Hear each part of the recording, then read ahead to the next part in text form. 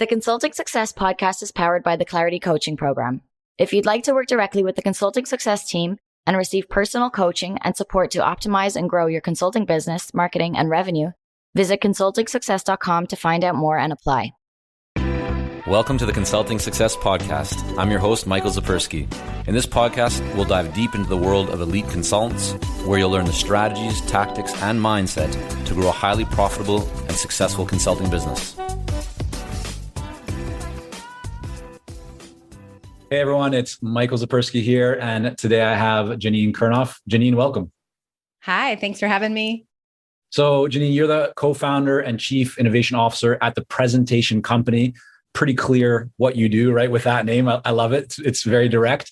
You're a business storytelling expert, and you worked with very well-known organizations like Facebook, Nestle, Marriott, a whole bunch of other Fortune 500 organizations. You're also the co-author of the Everyday Business Storytelling book, which I have right here. And I must say, it was just like, it's a pleasure to view it.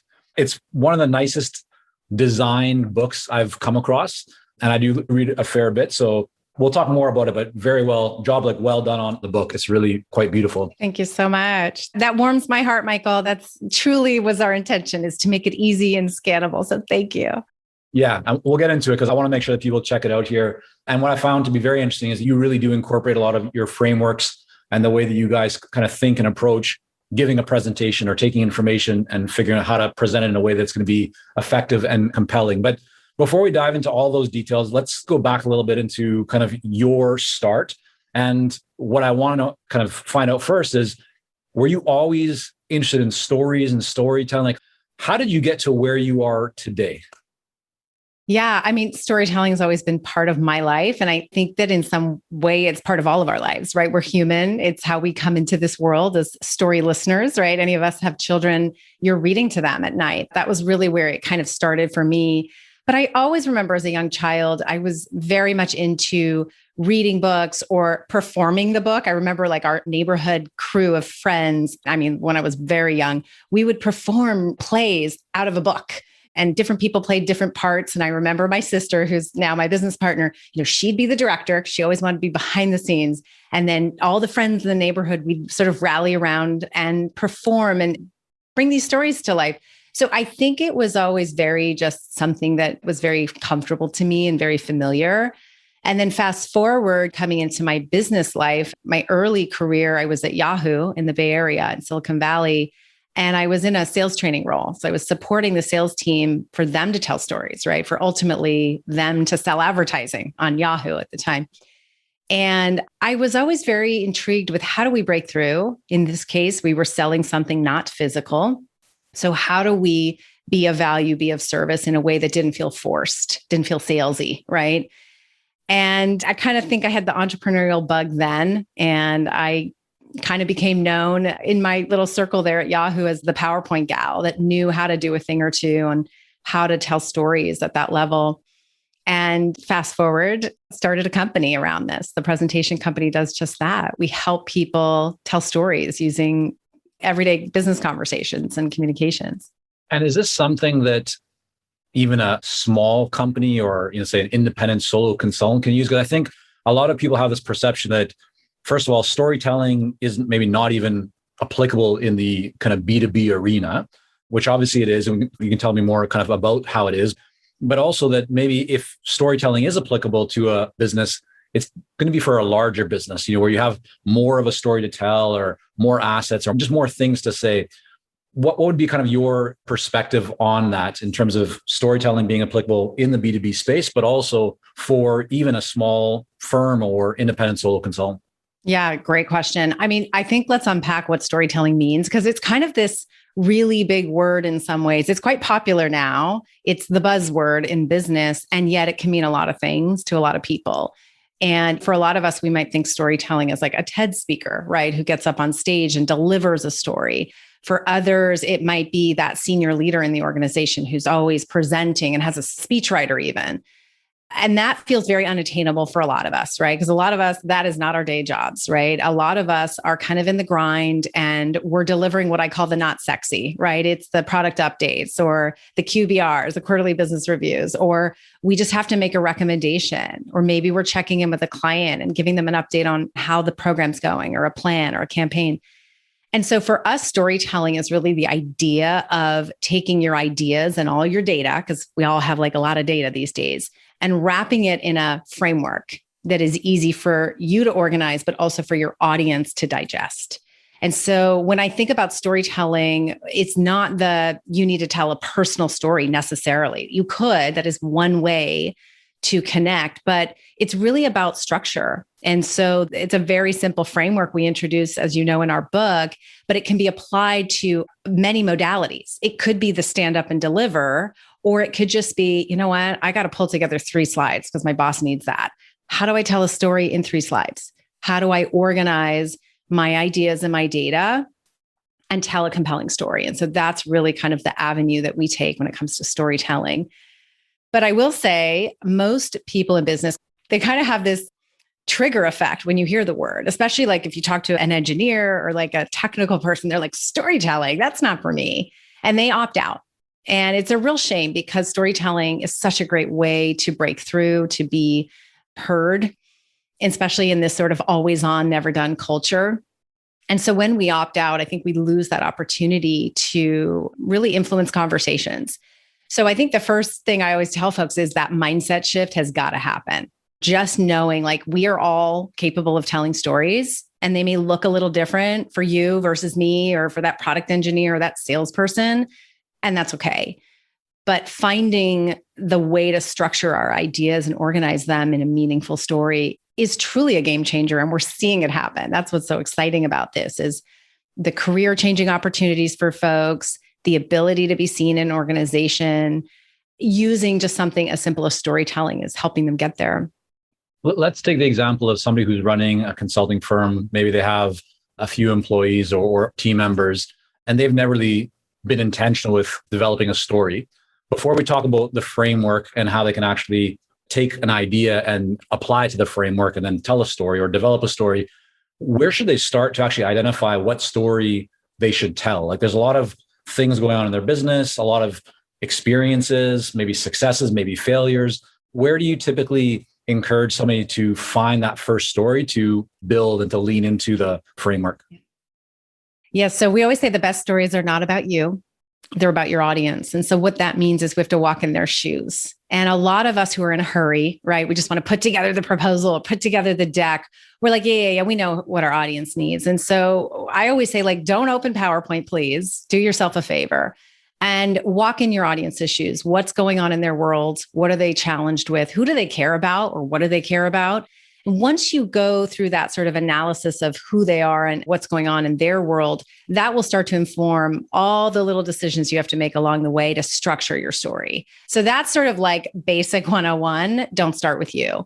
And if we can just get away from starting with us and talking about ourselves or our solution or our consulting services, your audience is going to actually lean in and listen. But a lot of us like to talk about what we can offer before really almost giving a reason for the audience to care. So that's the first place. Yeah, like I want to make this very tangible for everyone tuning in right now.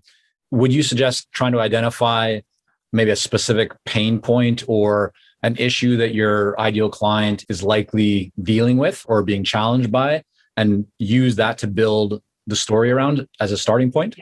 Yes, that's exactly right. And every story, depending on your audience and that day, is going to possibly be different. I always say there isn't a one size fits all story all the time. And I think that's hard for a lot of us to hear because we're like, wait, what? I got to come up with a different story every time. You might have to tweak it. Yeah, you do, depending on the circumstance. And so, yeah, I would start with what are we trying to solve? What's going on in their world? And be really specific. The more specific you can be, the easier it is to start building the story blocks, if you will. And we believe there's 4 simple signposts to any story. This is sort of classic story narrative. You need a setting, you need characters, you need conflict, and you need a resolution. And on the surface, those seem really simple, but a lot of us in business forget that setting is actually just providing context, right? It's letting your audience kind of nod their head and go, okay, yeah, I gotcha. Like I'm with you, right? But just that level setting. And I see people not doing this even in something as simple as an email. Like how many emails have we all read where you're like, wait, what? I have no context for what this is about. And you're just hitting me up with some request. And I like literally don't remember what this is about. And so taking a moment in an email, first line, and giving some context is huge, right? And then characters in business help us relate, and it humanizes our story, or humanizes oftentimes the data or the information we're trying to share. And this again is something where people will like think, oh wait, characters in business. Like I'm an engineer. I don't need characters in business. I just got to report the facts here. And there's a lot of different ways to introduce characters in business narratives. It's not what you think. It doesn't necessarily mean that you're telling this big dramatic Hollywood story. And so in our book, Everyday Business Storytelling, we give people ways that they can still add that human element without it feeling forced, or in some cases inappropriate for their audience. And then conflict. Can we just walk through for a quick moment an example of this? Let's take a setting. I can open up the book here as well. You've got one of the things that I just have to say that I really appreciated and liked about the book is that you provide what you call the before story and then the after story. And it's very visual. So you have slides that show essentially, here's like what a poor presentation looks like, right? You explain why. And then you have the after story of how you made it better. So just for everyone who doesn't have the book in their hands right now, and they're wondering, okay, give us an example of a setting to begin with. What might that be? What might you say? Just very brief kind of bullet point. What would that look like? Yeah. So, I mean, thank you for the reference in the book. I'm a big fan of before and afters because I just feel like otherwise everything feels very conceptual, but not practical. So I always say like it's grounded in theory, but we smother you in practicality. The setting of a story can be really quick. It can be verbal or visual. It can take 30 seconds. It could take 30 minutes. I mean, it really, truly depends on who you're speaking to, how much time you have. In some of the examples, I'm just sort of flipping through myself. I'm looking at, I believe it's chapter 10, where we give a sample recommendation, like when you have to make a recommendation. And you can see kind of how the story goes wrong because we start with resolution, as in they're talking about themselves really early on. But a really good example of like starting with context might be, and it could just be like, if it's internal, it could be like in our last meeting, we talked about X. Right. There's nothing fancy about that. Okay. But it's just level setting and saying, this is what we know. Or if you have data, that's a really great opportunity to bring in the data to say, here's what we know. Here's what's happening. This is what our customers are saying. So it may not necessarily be new, absolute earth-shattering information, but it's just enough to let everyone in that meeting or virtual meeting understand, all right, we're all on the same page. This is what's going on. Yeah. Where it gets interesting, of course, is when you layer in the conflict, right? Because every great story needs some tension, even though for some of us, that's hard. We want to shy away from bad news, but conflict is critical in any good story. Sorry to interrupt, but I want to make sure I understand. So the first part is setting. That's essentially saying to people, here's why we're here. Like, let's kind of get on the same page. Here's the context. Is that correct? Yeah. Then you move into talking about the characters. Mm-hmm. Yeah. And the characters of a business narrative sometimes blur with the setting, right? So sometimes the characters can be our team, right? So last week, our team met to discuss XYZ. Well, okay, I've just introduced some context, right? The setting, and I've just mentioned some people, right? So in business narratives, it's not that we need it to be big, dramatic, meet Michael. He's a customer that does it. Like that can be appropriate. And we do show you ways where you can bring in named characters like personas. It's very powerful. But I think that sometimes feels frightening for a lot of us in business because we think, oh man, I don't think I could do that. That feels a little too forced, a little too dramatic. And so what I love about this approach is it's like choose your own adventure. You can go full throttle and be super dramatic and introduce named characters. You could put yourself in the story and be a character and share something personal. Or more commonly for a lot of us, we introduce unnamed characters where it's more referring to broad groups of people, like our customers, our team, millennials. Like it's just, again, we don't name them. We don't get to know them as personally, but it's just a way to humanize. Right. And you have a very good example of this in page 118, where we talk about the after story, right? So the setting and the characters first, kind of getting clear about why we're here. What are we talking about? Then the next part is the conflict. And you're going into, here's kind of the challenge that we need to overcome. Anything that's important, just to point out, of course, people can learn a lot more about this by diving into the book and other resources that you have. But is there anything that you see where people typically maybe gloss over or don't pay enough attention to when you're talking about or kind of bringing up and presenting the conflict? I think the hardest thing about conflict is it starts with having a good headline. And so we should just say that when you're finding these building blocks in your story, they have to show up in the form of what we call headlines. And a headline is just a conversational statement. And it really should be just that. It should be conversational. It should be allowing you to flow in and out of these signposts very seamlessly, because oftentimes we're not always there to deliver our story. You know how that goes, right? You got to send a deck to someone and they're now the storyteller, right? They're reading it themselves. So I think the first thing is coming up with a headline that accurately and comprehensively sort of summarizes the conflict of the story. So using tension language like but or however, or to make matters worse, you start to get these sort of tension-driven language that helps your audience and you know, okay, we're entering into conflict. Yeah. And that's hard for a lot of us. I work with hundreds of folks trying to do this and you're not used to it, right? So we're just used to doing really what I call vague headings, update, customers. Well, what's going on with those customers? What is happening? And so it's like you're reporting the news and you have to really encapsulate that in a headline so that your audience knows, I get it. I know what you want me to know or do right now. Right.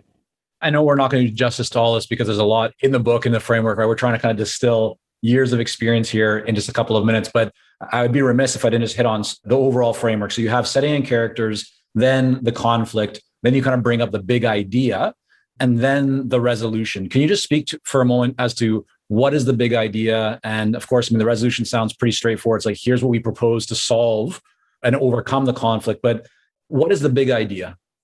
Yeah, thank you. It's a great question. So the big idea is that one thing you want your audience to remember, because they're not going to remember everything, right? We can't. And so when I think about putting together a story, and when I say story, it could be a deck, it could be an email, it could be a set of slides, it could be a one-pager. What is that one thing that I want my audience to remember or do differently? And so that's your big idea. Now, interestingly, you can't just out of nowhere come up with a big idea. It seems like you could, right? You'd be like, all right, I'm going to sit down and here's the one thing. No, actually the exercise, there's sort of a very specific way that we recommend you build your story. And in order to capture your big idea, you need to go back a step and figure out your why, which is the setting, characters, and conflict. And specifically the conflict is very, very important because once you've identified the conflict, that's going to help you answer your big idea. Because what a big idea is doing is it's addressing the conflict and it's teeing up what's to come in the resolution. And when you think about what happens when we introduce conflict in a story, in a conversation, it challenges the status quo. It creates tension in the room. It can make your audience mentally uncomfortable, right? Because maybe your prospect or your customer has been doing something a certain way for a long time and it's worked for them. And now you're coming in as that consultant and saying, you know, that's not really the best way, or there's a better way, or actually, have you thought about this? All of a sudden, their world is like, what? The status quo has been challenged. And so you need what I call a mental bridge out of that conflict before you head to resolution. Because resolution is, yes, that's where you get to roll out the solution and your big vision of how you're going to solve the world. Your audience needs that sort of instant gratification of, okay, I got you. Hang tight. Okay, I just disrupted. I might have said something that is challenging and tension driven. Hang tight. That's your big idea. So it gets you out of that conflict. It previews what's to come in the resolution, but it does not include all the details. It's just what we call a very simple kind of what I need you to know and do statement with some benefits. While we work with a lot of seasoned and experienced consultants here at Consulting Success, I'm often contacted by new early-stage consultants. Invariably, the question I'm asked is, what are the steps I should take to become a successful consultant and grow my consulting business to my first 6 figures per year? Well, I'm excited to announce that we've opened the doors for our Momentum program. This is our most popular program for early-stage consultants, and it has helped almost 1,000 consultants to start, run, and grow successful consulting businesses. It gives you the step-by-step plan to help you with your messaging, your fees, and pricing strategies, how to win more proposals, how to go to market more effectively, developing a marketing system to generate leads consistently, and so much more. And right now, until September the 19th, you can sign up for Momentum and get 50% off the regular price by going to consultingsuccess.com/audio. That's consultingsuccess.com/audio, AUDIO. Only 100 spots are available to join Momentum and get 50% off. This deal is only available until September the 19th or until all 100 spots are gone. We won't be opening up new spots in this program for several months, so don't wait. Go to consultingsuccess.com/audio. That's consultingsuccess.com/audio. AUDIO.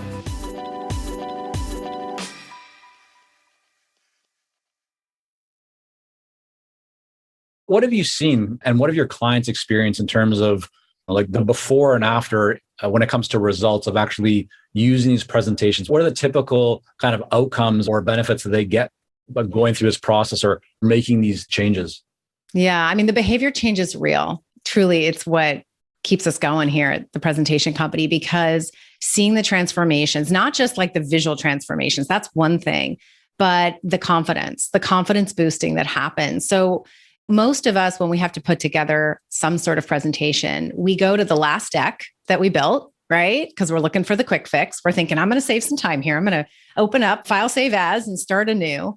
And we borrow slides from colleagues or our boss, or maybe we find something internally from a marketing site or free on the, I mean, like there's so many places we can all go, right? And we really focus on the visuals first because we're looking for I want to get this done. The challenge with that is it doesn't give us permission to step back and say, what's the narrative, right? What are we trying to do? And so what we typically see is just these Frankendex. It's a very technical term we use. It's this hodgepodge of an incoherent story that actually might look kind of pretty. It's sort of like the lipstick on the pig. There might be slides in there that are really beautiful because you grabbed them from somewhere, or maybe you're just really good at building slides, but there's no narrative flow. And so it's not truly a story, and it creates confusion. It doesn't have a clear call to action. And ultimately, you've kind of missed that opportunity to influence the conversation. So when you apply this storytelling framework, and it's very simple, and you can do this whether you have an existing deck that you want to relook at, or you're starting from scratch, or you've got to build an email or a one-pager, all of a sudden we're seeing the confidence in people go higher. Even when they present, they'll say, I'm not a good presenter. I didn't train to do this. But when you're armed with a story narrative, with headlines that get you in and out of those different signposts, like the hard work is done offline. The hard work is not done in front of your audience. It's done beforehand. And that takes the pressure off you as the quote storyteller or the presenter in that case. And it also makes it a heck of a lot easier for your audience to take it in, to digest, and then do something with it, right? Move business forward, take action. It reminds me of the common mistake that many consultants make when it comes to proposals, that they try and sell through the proposal in terms of they're really trying to make their case. Whereas what they should have done, right? The best practice is really to have a really meaningful conversation or maybe initial presentation to a buyer so that you have been able to identify and then communicate the value, so that when the proposal is just kind of like the formality, right? It's just kind of getting everything you've agreed to on paper and going over pricing and so forth. But that makes a lot of sense. So we've just done kind of like a little mini masterclass on the presentation. Definitely people should check out the book for a lot more details and more insights into the framework, because I know there's a lot of things that we haven't even touched on or we haven't done them justice. So guys, make sure you check out Everyday Business Storytelling is the book. Really beautiful book. I want to get in though a little bit more into your background, Janine, in terms of how you went from working at Yahoo, putting together some nice presentations, feels like there's something there. What was the next step? Like, how do you actually, you and your sister, go about building the presentation company? Where did your first few clients come from? Yeah, wow. This is taking me back. This is 20 years ago now. And I was at Yahoo. As I said, I was in sales training. And then what happened is I kind of had the entrepreneurial bug. My parents are immigrants. My sister and I moved as young kids, but they are from England, brought us over. And I think we've always just been really exposed to the entrepreneurial way. And so what happened is this email got sent around at Yahoo at the time that's like, we're looking for talking heads that can come and join this financial news show. At the time, it was called Finance Vision.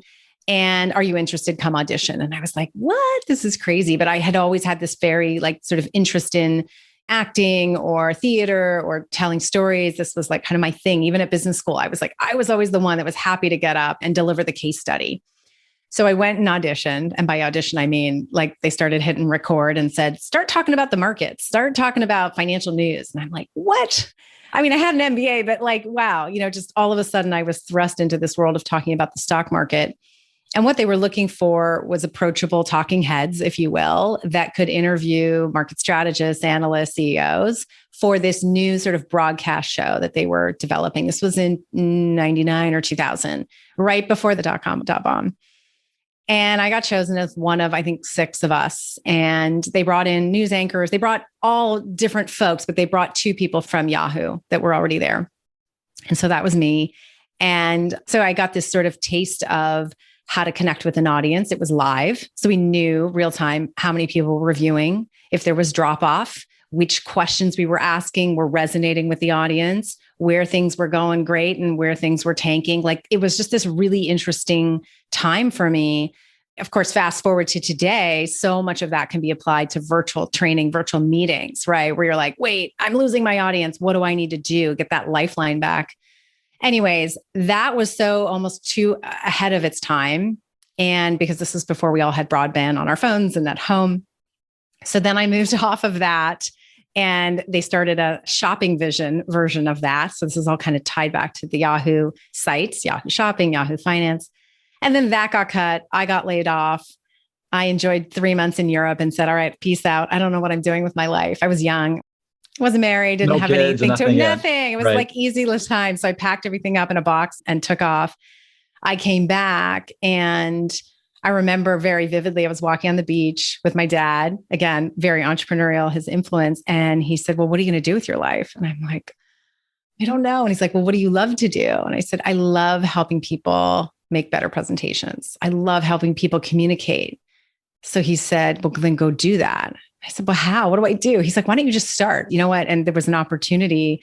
Some friends of theirs, my parents, they were having a dinner party. I went.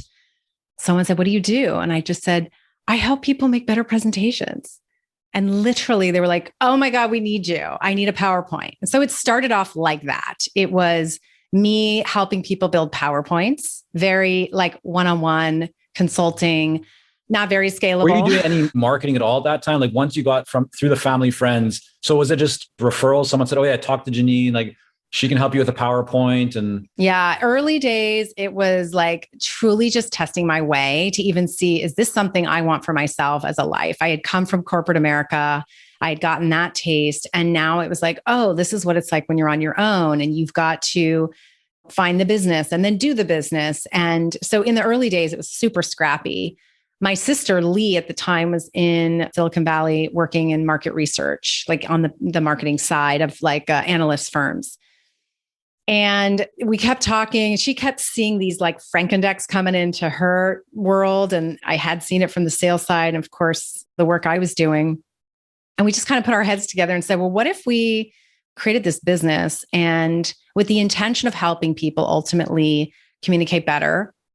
At the time, we didn't know it was storytelling. That wasn't a thing. Right. But what really, I think, helped us go from being sort of the small mom and pop shop of like hourly consulting was that switch to training, that switch to more of a subscription model, that kind of longer term, bigger type work with big companies. And I'm going to stop you for a minute because you just dropped like some really powerful stuff that we need to unpack a little bit. So you said getting into bigger companies and you said subscription model training. So from working with kind of random family friends, whoever it might be, just doing work on PowerPoint slides, to you and your sister now deciding to, okay, let's team up together and let's actually start to win larger clients. How did you go about, first of all, winning larger clients? Let's tackle that one first. Yeah. So getting out there was key. And so for us, getting out there meant speaking events. And when you are small and you're starting out and you're nobody, you cannot have high expectations of what these speaking events are going to be, right? I mean, I was thrilled to pieces to go to anything, like anyone that invited me for a lunch and learn for free, I'll do it. Because it allowed me to kind of test my way through and to really see real time, oh, this is resonating. This is interesting. So there was a Silicon Valley women's networking group. I remember it vividly, like exactly the hotel that it was at, like right off the 101. And I don't even remember what I did. It was like a 1 hour on, it could have been anything, top 10 tips on how to do XYZ, with your presentations. And there was a woman in the audience. I still remember her. And she came up after, she worked at Symantec, and said, "Can you do what you just did for my team?" And I was like, "Yes, I can. Absolutely. This is what I do."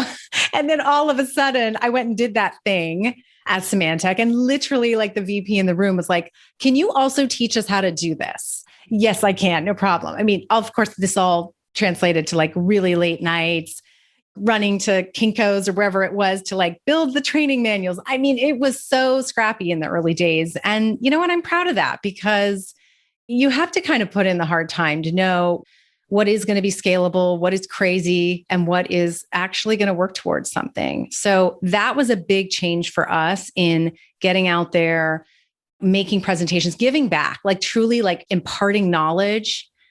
All of a sudden changed the conversation from it being a pitch to now I'm giving you something. And the customer, the prospect of that case, could kind of see in their mind, "Oh, I could see we need this at a team offsite," or so on. So that's kind of how it got started. At that time, like in those early days, how much of your time were you spending going out and actually trying to land speaking engagements and kind of just getting out there? Like, was that the majority of your time when you weren't actually working on client projects? Or did you find yourself oftentimes like staring at a piece of paper or your computer screen thinking like, what do we do now? How to plan? And the reason I'm asking is a lot of people will delay, they'll hesitate to get out there because they want to have the right messaging. They want to have the right website. They want to have the right, LinkedIn profile, whatever it might be. Like there's always reasons for them to try and prepare more, but that over preparation often will hold them back from just getting out there. It sounds like, Janine, in your case, you were getting out there. And I'm not saying that you weren't thinking, but you weren't hesitating as much as maybe others do. And that's what led to you ultimately getting traction. Is that accurate, or was there something else going on there? Yeah, you're making me think of even just today. I mean, 20 years into this business, this mindset of like done is better than perfect. And I have to give all the credit to one of our best clients, Facebook, for that. When you're on campus there in Menlo Park, they have these amazing posters all over. And one of them is like, done is better than perfect. And that, even to this day, like I stare at that in my office because it's like a constant reminder of sometimes we just need to get out there and we can iterate. And I can say now, 20 years later, working with amazing customers that trust us and love us, they want to come play with us. They want to iterate. They're okay that it's not maybe going to be perfect at day one. I don't think I had that confidence back then, right? Because you want to be buttoned up. Of course, I wanted the website. I wanted the business card. You want it all. I think though, if you have a true core differentiator and you have a service or something that you do that is very special, there is nothing more powerful than being able to, in some ways, give that away through, like, say, a speaking venue where you're the speaker and you're imparting knowledge, because that's going to be your best self. Like that's your true, authentic self in your element. Well, for some people, it may not be for everyone. Not everybody likes to present. But for me, this felt like home. And so all the other stuff, the websites, the perfect brochures, it kind of didn't matter because what I was getting judged on is what they saw in the moment, what they experienced and thought they could see their team also getting access to or being exposed to. So I think that whole mindset of iteration is good and it doesn't have to be perfect. Like done is better than perfect. I'm still trying to practice that. It's a good reminder whether you're starting out or you're 20 years in. Yeah. Janine, I have a few more questions. I want to be respectful of your time. Just looking at the timer now. Are you okay for a few more minutes? Sure. Yeah. I'm sorry. I'm probably like way more long-winded than you need, right? No. I mean, a little mini masterclass at the beginning there ate up a bit of time. But the other thing that you mentioned, so here you're in Symantec, you're moving up, you're doing kind of client development where you're getting deeper and deeper into the organization. How do you kind of leverage that, or how do you go from that to now getting into working with Facebook and Marriott and some very well-known brand names? Like, what would you say over the last period of time, and even today, if there's a difference, has been most effective for you guys to generate leads and to land clients? From a marketing perspective, what's been working for you best in the past and what's working for you right now? Wow. Yeah. So, I mean, when I think about the 20 years, so we started off and we were very heavy in tech because that's where both my sister and I, and she's my business partner, where we were from. So it was really easy to get word of mouth referrals into the next tech company. So Microsoft and HP, and we were really big early adopters of anything technology. So in our case, virtual meetings were starting to come up with WebEx, and HP had their own virtual room, and Microsoft had live meeting at the time. And we were like, bring it on. What's this all about? And because we were small and scrappy. And so it didn't scare us. We really embraced it. And so back in truly like 2004, we were delivering virtual training. In fact, we ended up training Apple's channel sales team on how to deliver WebEx meetings effectively, and kind of how we got in at Facebook as well. So I think not being afraid of change and technology not only help us as a company to weather recessions in 2008, and then you got a pandemic last year. It's like, yeah, bring it on. Like we were ready for it because technology's always just sort of been the power vehicle underneath it all. Yeah. That said, things as simple as like LinkedIn advertising has been amazing for us to get really targeted ads out to customers that we would not otherwise be able to reach. So that's been amazing. On that, what have you been doing? So when you say LinkedIn ads, because I think a lot of people aren't necessarily familiar or aren't doing that or think the cost is too high. So if I was to see one of your ads on LinkedIn, what would it show me and what would it point me to if I clicked on it as an example? Yeah. So they have a whole pay to play kind of advertising model, and you can literally target. I mean, you can do this on any social media platform, but for us, our customers are on LinkedIn. They're more on LinkedIn than they are on Twitter and Facebook as an example, or Instagram.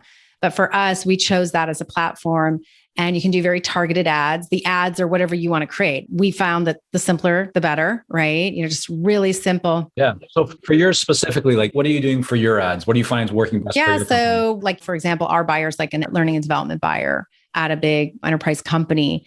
And so it might just say storytelling for teams, and like a beautiful, really high contrast photo with very little text on it. And it's like, click here to learn more. And then that takes them to like a private landing page where they can kind of self-educate. That's the other big thing we're learning is people don't want you to call them. Don't stalk me. Let me self-educate, because if I'm in the market and I'm interested, I kind of want to go a little further, which benefits all of us, right? Because then they become so kind of filtered and screened that by the time they actually come to us, they're ready to buy. They're very interested in buying, and they've been filtered through the system. So that's been really helpful. But you also have to have like a content model with that, and serving up content that's relevant to the buyer, depending on where they're at in the journey. So that's something we're really digging into now. And it's amazing. I mean, it's crazy, and there's so much to learn about it. Anything else from a marketing perspective that you've been doing that you find has just worked really well, or anything that has made over the last decade even has just made a big difference? I mean, you mentioned speaking, you mentioned LinkedIn ads. Anything else that's been a bit of a game changer for you guys? Speaking at conferences in our industry have been huge game changer. It's like instant street cred. And again, one of the biggest conferences that we speak at is called ATD, the Association of Talent Development. And it's, again, it's where our customers are going. So it may not be for all your listeners, but the point is, several years ago, we've been speaking for several years there, but we put in an application. And apparently, like, people we know take 8 or 9 years to even get accepted. And we got accepted on our first go. But it kind of comes back to know your audience, right? We knew the audience, we knew what they cared about, we knew what was relevant, and we put together an application that we think was really on target, and it was. So we got accepted, and just being able to have that kind of venue to be seen as a thought leader. I'm now going back in August, early September for their international conference in Salt Lake. We hope it's in person. And I just learned that I have a super session. So it's not only just doing a small breakout, but now I'm also doing like a massive, like 2,000 people in the room, and they're allowing 3 speakers. It's almost like a silent disco. Who knows? I'll let you know if that goes well. But just being able to get that kind of venue. And I think back to my small little room in that Silicon Valley hotel 20 years ago, where I'm talking about PowerPoint, and 20 years later, I'm going to have a room of 2,000 people potentially. It just keeps coming back to our core, which is imparting knowledge, sharing insights, and really creating conversation, because that's ultimately what I think is the exciting part about when you're speaking. It's not that you have to be the expert and you have to just dump a bunch of data on people. It's creating that two-way dialogue and sharing knowledge that, to me, is kind of what it's all about. Right. And today you have a solid team. I think you have about 30 or so team members. Oh, no, we're smaller than that. We're about 15 now. Yeah. That'll probably be in a year. Yeah. We hired a CEO. Okay. The research was off on that, but so about 15 team members right now. Well, I should say, so it's 15 full-time, and then we have a bunch of contract trainers and designers. Yes. So I guess in theory, you're right. It's about 30 of kind of in our sphere. So we're small, but mighty. There we go. I love it. So when you mentioned that you start off kind of doing hourly work, You mentioned then going into training, kind of subscription models. Can you just talk about how you structure your engagements with clients typically now? Like, what are you finding has worked best? And have there been any just big insights or learning experiences that have led you to shift your pricing strategy and how you structure your offerings? Yeah. So our offerings, we sell workshops. So they come in 3 flavors. You can purchase a workshop that's delivered in a classroom. We call that instructor-led training. So ILT. It can be in a virtual classroom. So that's virtual instructor-led training, VILT, or it's on demand, self-paced. So on your own. And the on your own, on demand is really newer in the last 3 years for us. And it's still evolving. We are still iterating on that one because the industry is still kind of figuring it out, right? So at the core, we sell workshops, and we're not kind of a one and done type of transaction vendor. We are a true partnership. It's a long-term relationship. Our clients have been with us for years and years in some cases. So does that mean that the workshop, it's not just like a one-time come in and do a workshop? You're providing, let's say, a workshop every quarter or annually or what? Yeah, they're usually sold in bundles. So it might be a 2-day program or a 1-day program in the classroom, and then it goes into virtual or it goes into an on-demand environment. So there's all sort of blendings of those modalities. But yeah, I mean, it's typically a workshop, and then there might be refreshers or follow-ups or webinars. And the reason we go after the enterprise is just truly the volume, because the amount of energy that it takes to sell a workshop, sometimes our lead time can be 6 months with these big guys. And so they bring us in so that they can see the behavior change and create that culture of kind of storytelling within an org. That doesn't happen with like a one-off. So, and are you guys doing any of the presentation design and graphics? Are you actually doing any of the work for clients, or is it more now just about teaching them how to do it, giving them the best practices, the framework, and then kind of overseeing and helping them with it? Yeah, the latter. So we used to do the fishing, and we were the hero in the moment. We would build everybody's stories and make them look gorgeous. And then you got to go find that next gig. And that is really hard to scale. And we found that teaching our customers how to fish is far more valuable to them and to us, because then they can create that culture of change within their team, within their organization. Now, we're all about practicality. So we smother them with tools. We give them tools so that they can be empowered. For example, one of our classes, which is more around how to visualize information or how to visualize data, for example, we arm you with like 100-slide library that's in your brand, that's all customized with your colors and fonts and photos. And it's kind of a grab and go. That's exciting for people because they can do it themselves and they feel supported versus, oh, I need an expert to do it. And so it's exciting to see that sort of unlock moments for folks when they realize, oh, I can do this.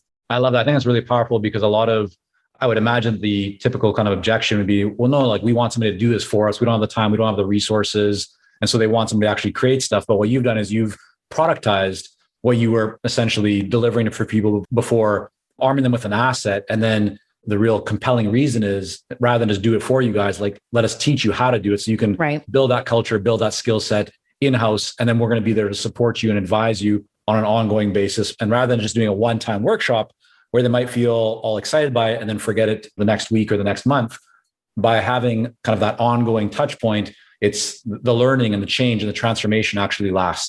Exactly. Yeah. And we arm you with like manager checklists and peer coaching checklists. There's a lot that goes into it. It's different angles of how to communicate. And I think at the end of the day, people want to feel supported. I know that when I take a class, I think the class is one thing, you get the knowledge, but you want to know that afterwards you've got your cheat sheet or you've got your library of go-to plug and play. And I think that's where we're seeing the behavior change happen. Yeah. Love it. Janine, thank you so much for coming on. I want to make sure that people can learn more about you and your sister Lee's work and just everything that you guys are doing at the presentation company. Where's the best place, kind of the home base for everybody to go and learn more? Thank you for having me. So home base would be presentation-company.com. That's our website, presentation-company.com. Our book, Everyday Business Storytelling, you can also find it on just everydaybusinessstorytelling.com. You can find it on Amazon. We're on all the social channels, but LinkedIn, I think, is probably where we hang out a lot. And I think that's really the place where you can get to know us. We share a lot about our story, how we got started, our entrepreneurial journey, if you will, as well as just pushing out information that we think is going to be relevant for folks in our world. All right. Well, fantastic. We'll have that all linked up in the show notes. And again, Janine, thanks so much for coming on. Thank you so much for having me, Michael. Thank you for joining us on this episode of the Consulting Success Podcast. For more episodes and to subscribe, rate, and leave a review, head on over to iTunes. And if you'd like to develop consistent lead flow and a highly profitable consulting business, learn more about our coaching programs at consultingsuccess.com.